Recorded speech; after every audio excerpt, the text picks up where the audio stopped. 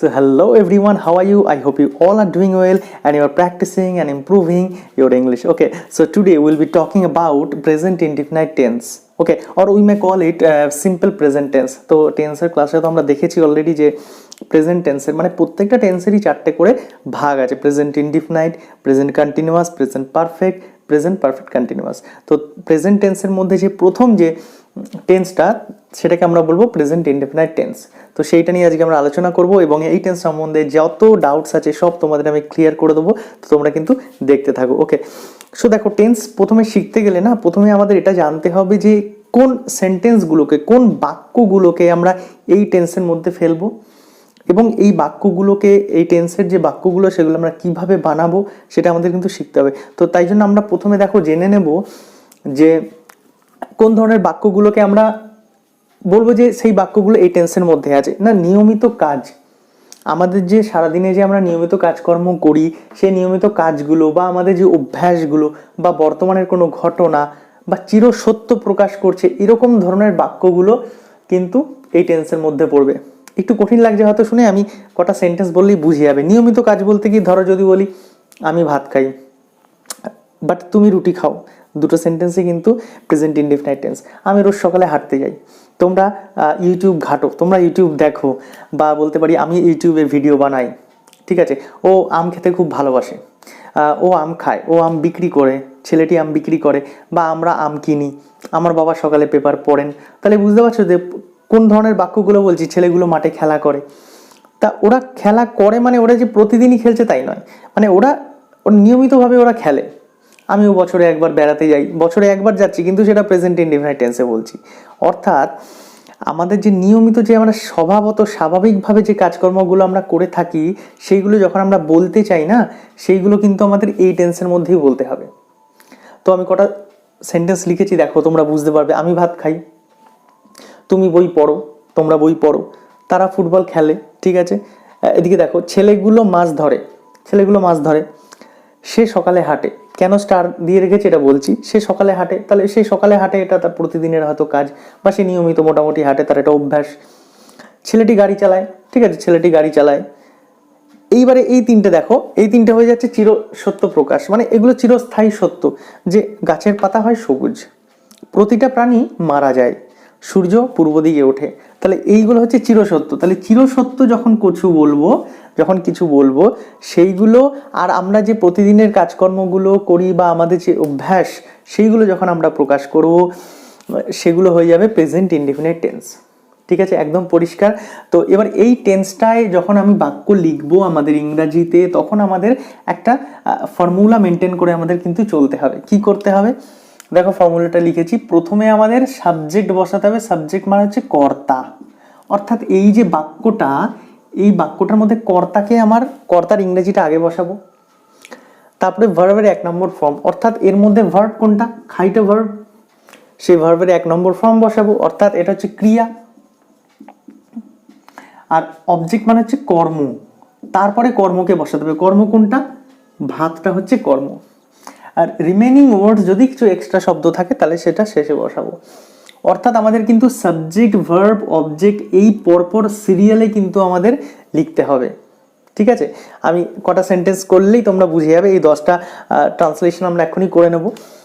তো দেখো প্রথমে বলছে আমি ভাত খাই, তাহলে এর মধ্যে সাবজেক্ট কোনটা, সাবজেক্ট বা কর্তা কে হয়, প্রত্যেকটা সেন্টেন্সেই তো একটা কাজ করা বোঝাচ্ছে। যেমন আমি ভাত খাই, খাওয়া একটা কাজ, তুমি বই পড়ো, পড়া একটা কাজ, তারা ফুটবল খেলে, খেলাধুলা একটা কাজ। তাহলে এই খাওয়া কাজটা করছেটাকে আমি হচ্ছে সাবজেক্ট। তুমি বই পড়ো, তাহলে পড়া কাজটা করছে কে, তুমিটা সাবজেক্ট।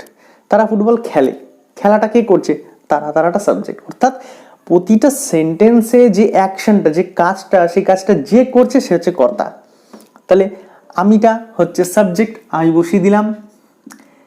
এবারে দেখো বলছে ভার্ব, ভার্ব মানে কি, ক্রিয়া, অর্থাৎ যে করা যে কাজটা, খাওয়া, পড়া, খেলা, তো খাওয়াটা হচ্ছে ভার্ব, তো খাওয়ার ইংরেজিটা বসাবো। তোমরা চেষ্টা করো। তাহলে ভার্ব, এবার ইট আমরা জানি, ইট, এট, ইটেন, 3টে ফর্ম আছে। তো ভার্বের 1 নম্বর লেখা আছে, অর্থাৎ খুবই ইজি, আই ইট বসাবো, তাই তো। আর ভাত, এবারে ভাতটা বসাবো, হয়ে গেল সেন্টেন্স আমার, আই ইট রাইস, আমি ভাত খাই। ঠিক আছে, তুমি বই পড়ো, ঠিক আছে। সাবজেক্ট প্রথমে দেখো, আমাকে কিন্তু এই ফর্মুলা মেনটেন করেই আমাদের চলতে হবে। সাবজেক্ট কর্তাকে তুমি বসিয়ে দিলাম ইউ। এবার বলছে ভার্ব, ভার্ব কোনটা? পড়ো, পড়াটা একটা কাজ, ক্রিয়া। পড়া ইংরেজি কি? রিড, ভার্বের 1 নম্বর ফর্ম বসিয়ে দিলাম।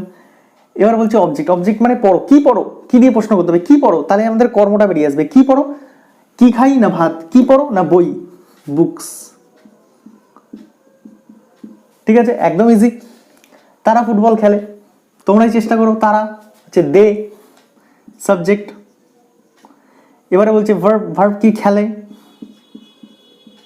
ঠিক আছে, কি খেলে, কি দিয়ে প্রশ্ন করলে কর্মটা পেয়ে যাবো, অবজেক্ট, ফুটবল।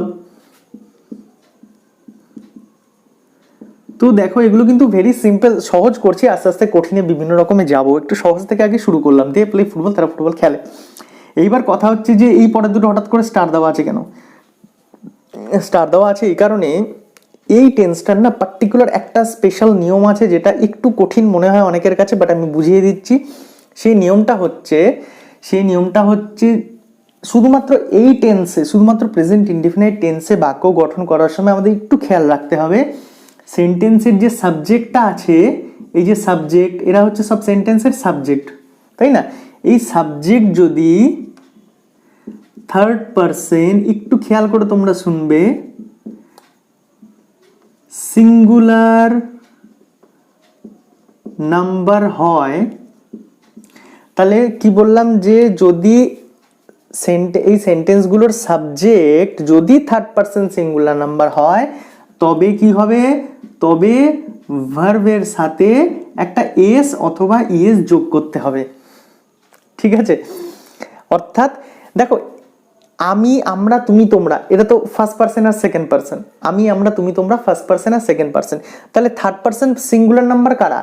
আমি, আমরা, তুমি, তোমরা ছাড়া যদি সিঙ্গুলার নাম্বার মানে এক বচনে যদি কেউ থাকে, সেটাই হয়ে যাবে থার্ড পারসন সিঙ্গুলার নাম্বার।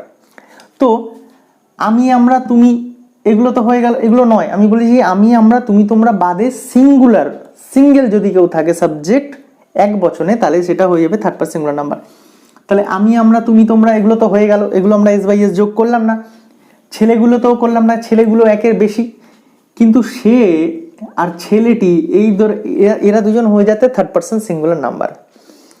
অর্থাৎ এরা আমি, আমরা, তুমি, তোমরা বাদে সিঙ্গেল একজন ব্যক্তি, ছেলেটি মানে একটি ছেলে, সে মানেও একজন, তাহলে এরা হয়ে গেল থার্ড পারসন সিঙ্গুলার নাম্বার। তাহলে সাবজেক্ট যখন থার্ড পারসন সিঙ্গুলার নাম্বার হবে, তখন ভার্বের সাথে এস বা ইএস যোগ করতে হবে। কি করে আমরা দেখে নিই।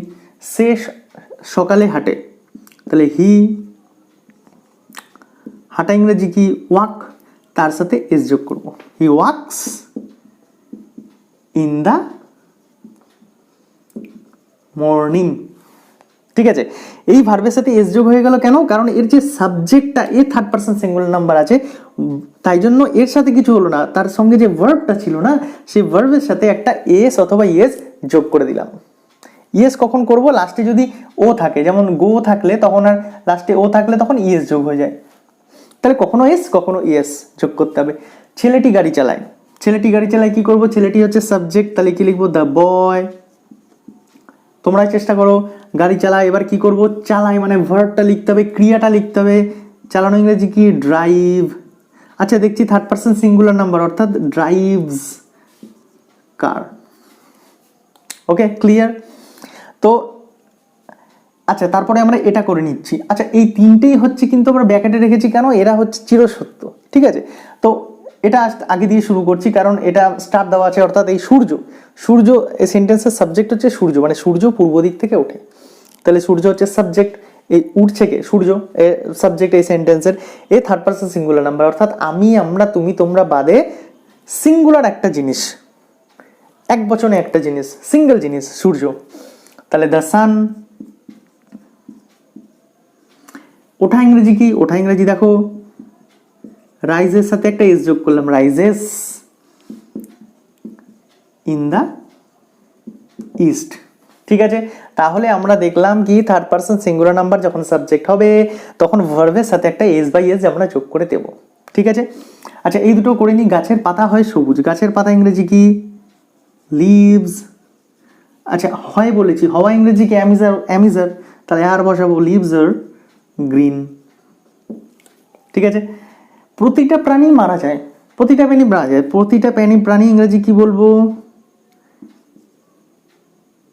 এভরি ক্রিয়েচার্স বলবো, এভরি ক্রিয়েচার, প্রত্যেকটা প্রাণী। ও এটাও স্টার দিতে হতো, প্রতিটা প্রাণী বলতে আমরা সিঙ্গেল একটি প্রাণীরই কথা বলছি, কিন্তু এভরি ক্রিয়েচার প্রত্যেকটা প্রাণী ডাইজ, দেখো এস যোগ করে দিলাম। প্রতিটা প্রাণী মানে একটি একটি করে সিঙ্গেল সিঙ্গেল প্রাণীকেই বলছি না, প্রত্যেকটা প্রাণী, প্রতিটা প্রাণী, এভরি ক্রিয়েচার বা এভরি অ্যানিমাল ডাইজ, মারা যায়, ডাইজ সাথে এস যোগ করে দিলাম। তাহলে দেখো এটা আমরা মোটামুটি কিন্তু একটা ব্যাপার দেখতে হবে, এখানে কিন্তু আমরা সব অ্যাফার্মেটিভ সেন্টেন্স করলাম। অ্যাফার্মেটিভ মানে হ্যাঁ বাচক, কিন্তু আমরা অনেক সময় আমাদের না বাচকও বলতে হতে পারে, প্রশ্নও করতে হতে পারে, তাই জন্য আমাদের আরেকটু ছোট্ট একটা, আমি সেগুলো একটু বোঝাবো তোমাদের, একটু সময় নিয়ে নেবো আজকে। তাহলে আমরা অ্যাফার্মেটিভ সব বাক্যগুলো কিন্তু বুঝে গেলাম, আমরা বুঝে নিলাম যে প্রেজেন্ট ইনডিফিনাইট টেন্সে কোন কোন বাক্যগুলো হয়। তো চলো ইন্টারোগেটিভ, নেগেটিভ এগুলো আমরা একটু দেখে নিই। আমরা যখন প্রেজেন্ট ইনডিফিনাইট টেন্সটা ব্যবহার করে কোনো সেন্টেন্স করব বা লিখবো বা বলবো, তখন কিন্তু সবসময় কিন্তু আমরা প্রেজেন্ট অ্যাফার্মেটিভে বা হ্যাঁবাচকে কিন্তু আমরা বাক্য বলবো না। কখনো আমাদের নাবাচক বলার প্রয়োজন হতে পারে, কখনো প্রশ্নবোধক বাক্য করতে পারি, কখনো নেতিবাচক প্রশ্ন অর্থাৎ নাবাচক প্রশ্ন আমাদের করতে হতে পারে। অর্থাৎ affirmative, negative, interrogative, negative interrogative, চার ধরন কিন্তু আমরা একবার জাস্ট দেখে নেব বা একবার বুঝে নেব। কিরকম দেখো, তুমি বই পড়ো, এগুলো আমরা শিখলাম তাই তো। তুমি বই পড়ো না, তুমি বই পড়ো না, নেগেটিভ সেন্টেন্সটাও শিখতে হবে। তুমি কি বই পড়ো, আমি জিজ্ঞাসা করছি তুমি কি বই পড়ো, তুমি কি বই পড়ো না মানে নেগেটিভের সাথে প্রশ্ন, এটাও আমাকে জানতে হবে। সেরকম সে বাজারে যায়, সে বাজারে যায় না, সে কি বাজারে যায়, সে কি বাজারে যায় না। তো চার ধরনের কিন্তু আমাদের শিখতে হবে, একবার করে জাস্ট আমরা ঝালাই করে নেবো। দেখো তুমি বই পড়োটা তো আমরা পারবোই, কি হবে ইউ রিড বুকস, এটা আমরা জাস্ট একটু আগেই করলাম। এবার যখন আমি বলবো তুমি বই পড়ো না, অর্থাৎ আমাকে এখানে একটা নট আনতে হবে। এবার নটটা কিভাবে আসবে, নটটা আসবে এইভাবে, you do not read books.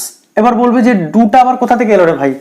ডুটা এলো এই কারণে যে যখন আমরা প্রেজেন্ট ইনডিফিনাইট টেন্সে নেগেটিভ সেন্টেন্স আমরা লিখতে চাই, তখন আমাদের নট প্রয়োজন। আর নট কখনো সিঙ্গেল বসে না, তোমরা কোথাও দেখবে না নট একা বসেছে। নট হয় অ্যামিজার নট, মানে am not, is not, are not, তারপরে শ্যাল নট, উইল নট, ঠিক আছে, হ্যাজ নট, হ্যাভ নট, মানে কোনো সাহায্যকারী ভার্ব ছাড়া নট এমনি বসতে পারে না, কারোর সঙ্গে বসে। তো এই সেন্টেন্সে অ্যামিজার ওয়াজের কিছু সাহায্যকারী ভার্ব নেই, তার জন্য আমাদের স্যাররা কি বলতো যে এই যে রিড ভার্বটা আছে এখান থেকে ডু ধার নিবি, সেই ডু এর সাথে নট বসাবি, মানে আমাদের বোঝার সুবিধার জন্যই আমাদের স্যাররা এভাবে আমাদের শিখিয়েছিলেন। তো সেইটা হচ্ছে একটা ব্যাপার যে আমাদের কিন্তু ডু এখানে লাগবে।